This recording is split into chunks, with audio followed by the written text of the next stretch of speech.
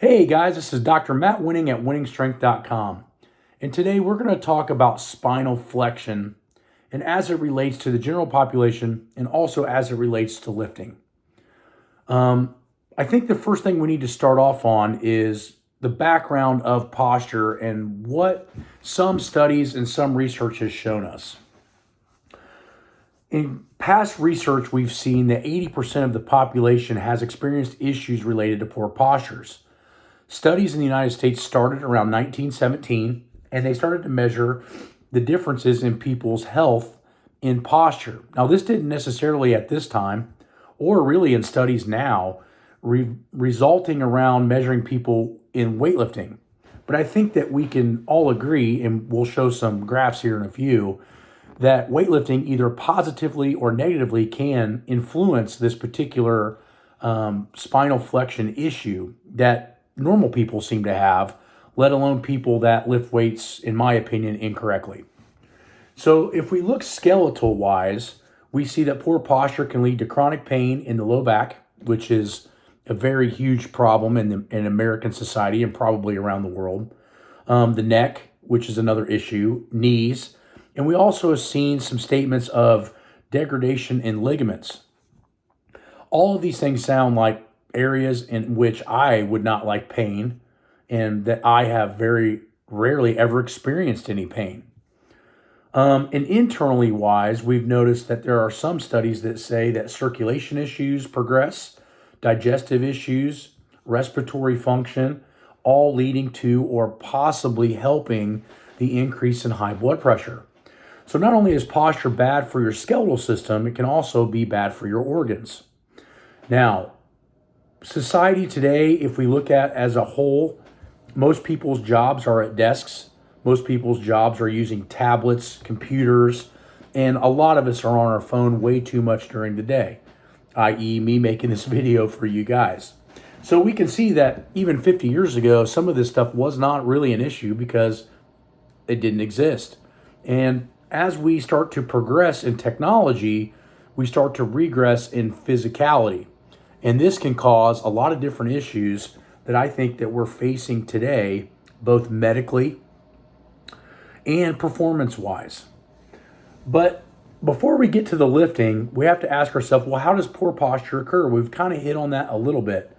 But what I think we have to understand is that our bodies adapt to the positions that we spend the most time in.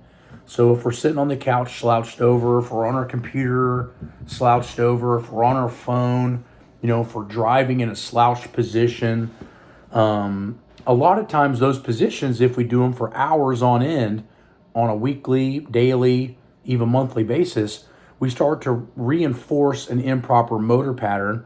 We start to have muscles tighten and weaken, and others lengthen and not really get strong. And now we have an issue with our postural awareness and our body's ability to maintain a proper positioning.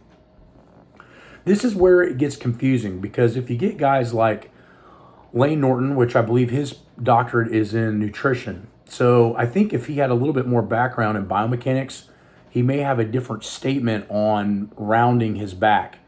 The frustrating thing is we have a lot of these people that have very large followings that may or may not be telling people what I feel is the right way to do things. The first thing that we need to look at, and again, it goes back to what I say in a lot of different videos. We go back to, if you want to listen to somebody, you have to look at their entire body of work. What are their injury rates? So number one, if we look at people that I just named, how long have they been lifting and what is their injury rates? If I'm not too mistaken, Lane Norton dipped out of powerlifting about 10 years ago because he had a back problem. So I'm not necessarily sure that I would agree with everything that he says on back positioning when deadlifting.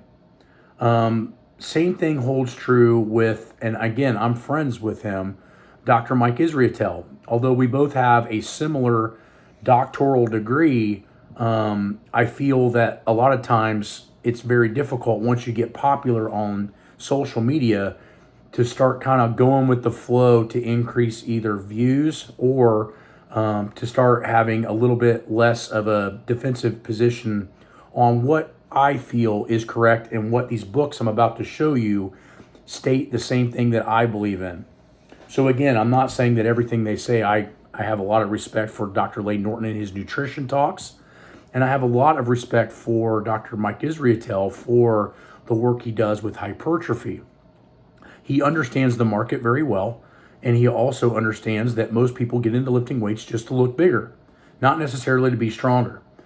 And so, although I feel that there are a lot of advantages that people can gain from following and listening to these people, there are certain things that I disagree with, that I think this area especially is probably one of those areas that I would say I would not put out in public view, because as we know, you give somebody an inch, they take a mile. Meaning that if somebody comes in and, let's say in this current new lifting generation, right, they're just starting out to lift, and they have a little bit of a rounded back when they're squatting or deadlifting, but they're not strong enough yet to really cause any real harm. What happens in 3 to 5 years when they maintain training, and now that's a motor pattern that they can't fix, and now they're going backwards or they're starting to create injury? So if we look at this particular model here of our spine, right? So this is just a section of what our spine would look like. And we look at how the spine flexes, right? So this is pretty normal. But over an extended period of time, from massive flexion or extension, we start seeing that there's an area in which will start to cause a problem. So there. So what we start to get is a herniation or a bulge starting to protrude on the posterior side of that. Now look at which way this spine is laying. This is being crushed in the front, i.e. spinal flexion, and we're causing a problem on the other side. So again, the weight and what we lift is over on this side, right? A deadlift, for example, is in front of us. So the weight comes this way and bow. We get a herniation, possibly a bulge. We definitely get some micro trauma in this area if we're not maintaining neutral. Now, people jump on me all the time and say, well, Matt, will you talk about having your spine in extension? Well, the weight is in front of the spine. So you're fighting it going this way on a consistent basis. You hardly ever see somebody miss a squat or a deadlift from falling backwards or hurting their back backwards. You always see it getting hurt falling forward.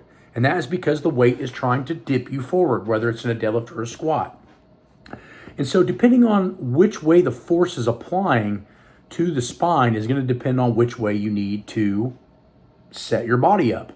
So on a squat, for example, if I start in high flexion, then when I go into ultra loading and the muscles get fully tense, the body goes, in my opinion, back to neutral. If I start in neutral position, then under extreme loads, my body is going to want to fall forward and go into spinal flexion. So what we want to do is we want to try to neutralize that positioning as much as possible if we're trying to stay in a good position to be able to lift long term. Again, 32 years of lifting, 25 years of being one of the best lifters in the world, and I've never had a back issue. Why? A lot of the reason is because of what I've just stated there. So if you look at these different books, for example,